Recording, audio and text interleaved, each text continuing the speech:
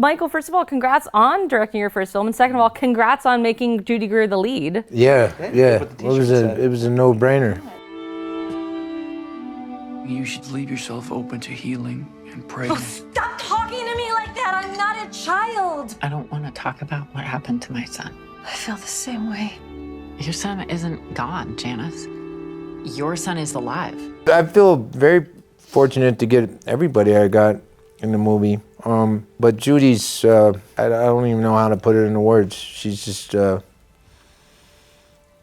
what she does is so complex and beautiful and nuanced and present, and she just is the person. There's no BS, you know? It's just the real deal. Yeah. And I mean, it's really incredible because, I mean, Judy, you've done a lot of different things, but this film is a very dramatic film, but not in a, like, shirt-rending kind of way. So it's a lot of subtlety, and you do such a marvelous job. I'd like to hear from all three of you kind of how this tone developed, because I know it was a play first that you wrote, Brett. So can you tell me a little bit about the evolution of going from a play to the screen, and like how did that translate? Sure. I wrote the play in like 98, 99, and then it was produced at a Red Orchid Theater where Mike is one of the founding members, and I'm part of the ensemble now.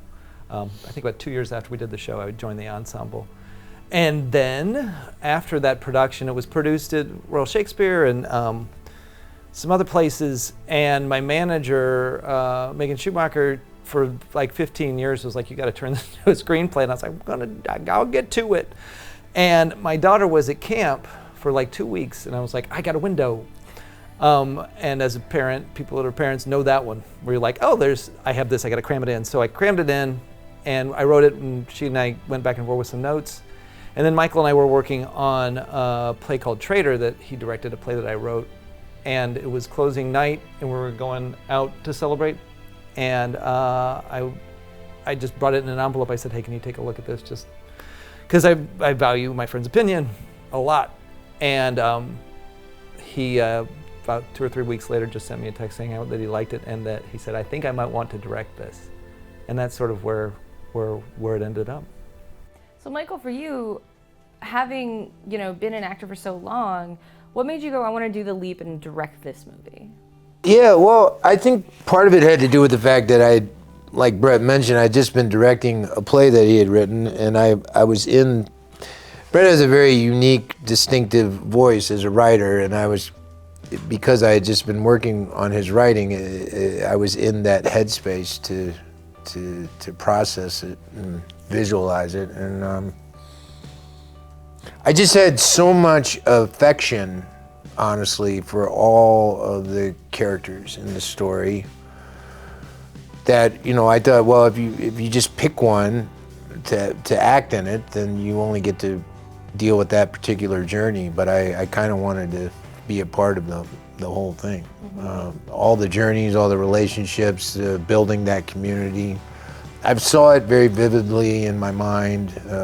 I could see what it looked like, what it felt like, and I could imagine the actors that could bring it to life. And I also thought that it wouldn't be too demanding technically. There weren't like a lot of special effects or big set pieces in it. It's the kind of film I like, which is people just interacting with each other.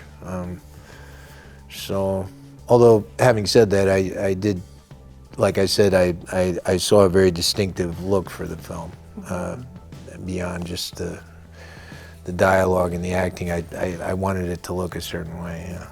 I wanted to ask about where you chose to shoot the film and why that was the space, and beyond that, I know that it's also where Blue Velvet was shot, so I'm curious. Was it? Yeah, what?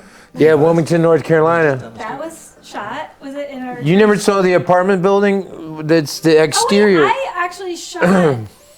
Oh. You're in Blue Velvet. You just don't remember.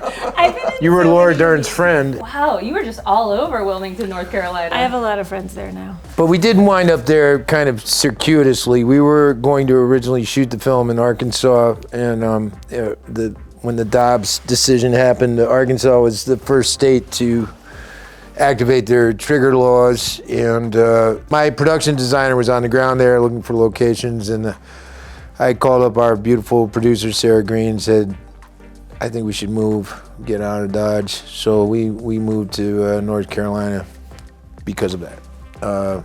To my knowledge, we're the only film that did anything like that.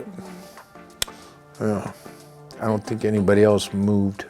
Yeah, I looked at an article and it said while there was a lot of kind of kerfuffle about it, it seems that LaRue was the only one that actually said we're not going to be doing this. Yeah, I mean, it took a lot of work to do I all that. mean, fortunately, one of the reasons we wound up in Wilmington is our production designer, Chad Keith, lives in Wilmington. So he's like, well, if you go to Wilmington, that'll give me a give me a Wilmington's really great place to shoot. I've Yeah. shot so many things there, and I love it. Yeah, It's we got like a they have really- a great community. It's really fun. There's not a lot of traffic, and they have so many talented people who make movies and TV shows there. Yeah. Like you can get such a great local crew. Well, when you wrote the play, that was kind of in the wake of Columbine, which, like, I mean, I was in high school when Columbine happened, and I remember at the time it feeling very much like, this is terrible, but things are going to change and this isn't going to happen again. Like, that was the kind of thing as a teenager I kind of gripped onto. And now it's all these years later, and the movie is still very relevant. Yeah, unfortunately. And when I wrote it, it was before Columbine. And when Columbine happened, I'm like, oh boy, here we go. And then it's been sort of an unending pattern that to this day. The play and the movie is about the aftermath of what happened in the school shooting. And that's the thing that I think is the focus of this specific story. That's why I feel like it's an important way of showing how it affects just regular Americans and the struggle, and as Mike calls it, the confusion that happens as a result when everybody's gone and you're just left to deal with this violent act. And the people that you know that were a part of this or were affected or lived down the block or you went to church with or you work with, and that never seems to end. It isn't just the shooting itself. It's the way that the people are affected by the violence. And I think that's the thing we just don't focus enough on, is the effect that the trauma has on a community and all of us just trying to survive out here. And we're suddenly thrown into this thing that we should not be having to deal with. It's horrible. You're gonna come through the other side of this and everything is gonna be better. Do you believe me? Eric killed those boys. He shot them.